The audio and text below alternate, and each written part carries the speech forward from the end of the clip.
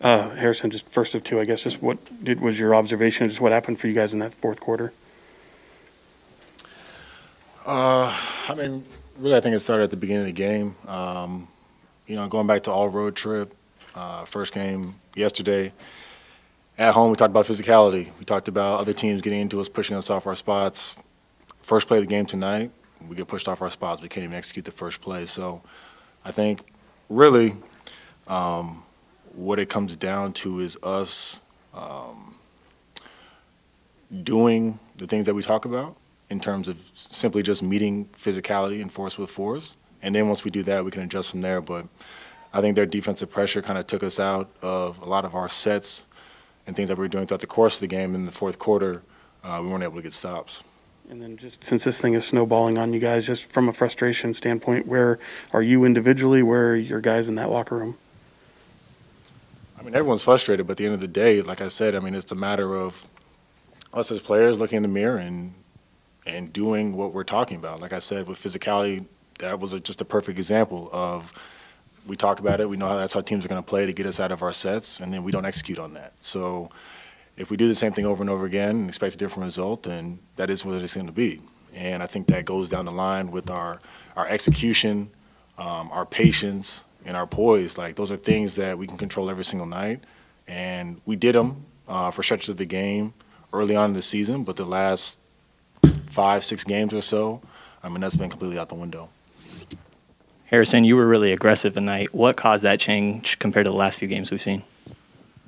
I mean, I'm always trying to, be aggressive and try to put pressure on the rim.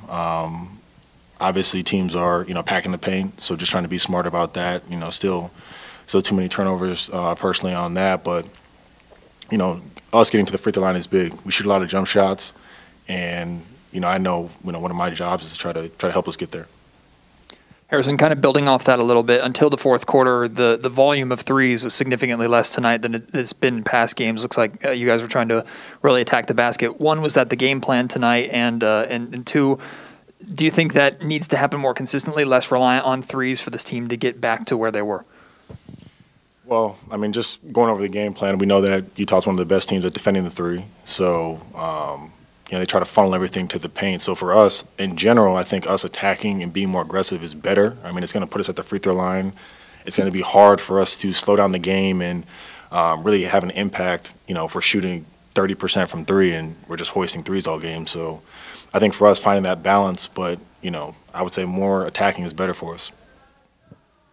This is on on a lighter note, the vomit gate down there. What happened? How close were you to it, and have you ever seen that before playing in a game? Yeah, I mean, that was 10 years in the league, I've never seen anything like that twice. So, I mean, I don't know what old boy had, but maybe he got to relax on that going forward. Gonna be seeing, especially if you're sitting courtside. Harrison, you talked about execution, patience, poise. What's stopping this team from being able to play with execution, patience, and poise? I mean, maturity. I mean, we talk about it all the time. I mean, if we're going to set up a guy on a pin down screen, taking time, to wait for the screen, trusting that the guy who's setting the screen is going to get you open. If it's a play and we need somebody to cut hard, you have to cut hard. You're not going to get the ball. You're probably, in your mind thinking that I'm not doing much, but all of those little things add up, especially when you play good defensive teams like tonight, but just in general, like all of those little things snowball. So, starting off in the first quarter, not executing a play here, not getting a box out there, not running to the corners on these possessions, like those things add up to the quality of shots that we're getting, and then it goes from there. So it's really just a matter of maturity. I mean, when we choose to do those things and we do them right and it doesn't work, okay, then we can come back to the table and we can draw it up something different and we can say, okay, well, this isn't working. But until we execute what we said we were going to do and what we've done, like I said, at the beginning of the season that we've gotten away from, I mean, at that point, we're just banking on getting hot. Harrison, there's a few guys that seem to either they don't play at all, or you see them only on given nights? And how does that sort of change in rotation and guys you're playing alongside affect you? I mean, at the end of the day, we got to be ready. Obviously we're in a tough spot right now, and we're looking for solutions. We're looking for energy. We're looking for matchups. Different guys are going to play different nights. I mean, at this rate, anybody's in a position to play a bulk of minutes. So, I think as a group, we just have to be prepared for that and be ready. I mean, clearly, like I said, what we've been doing hasn't been working. So, bringing guys in for energy, for rebounding, for defense, whatever it may be, but a spark is what we need.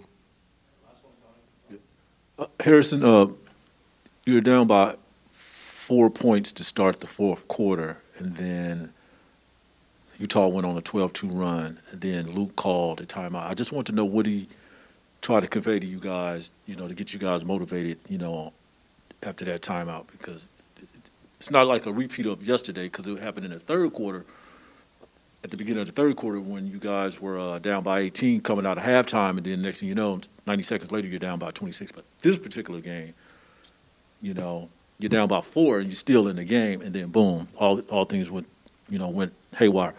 What did he say during that timeout? I mean, it's less about what he's saying and how we got there. I mean, if teams are coming down, they're shooting tough shots, end of the shot clock, buzzers going off, they're hitting fadeaways, non-paint twos, that's one thing. But if guys are getting catch and shoot threes, guys are getting layups, at that point, there's really nothing to be said. It's what are we doing that's allowing that to happen? Either we're not staying in front, either we're overcommitting and we're giving guys wide open threes. If one guy's a 40% three-point shooter in the corner and the other guy is 25% at the top of the key, why are we running the guy off the top of the key and giving a corner three? So it's things like that, I mean, really, that's what we have to get better at, is saying, okay, yeah, we can, come to the timeout and we can script some things and we can do this and the third, but in that 12-2 run, did they work for that to get that run, or did we just kind of give them a lifeboat and now, the score is what it is?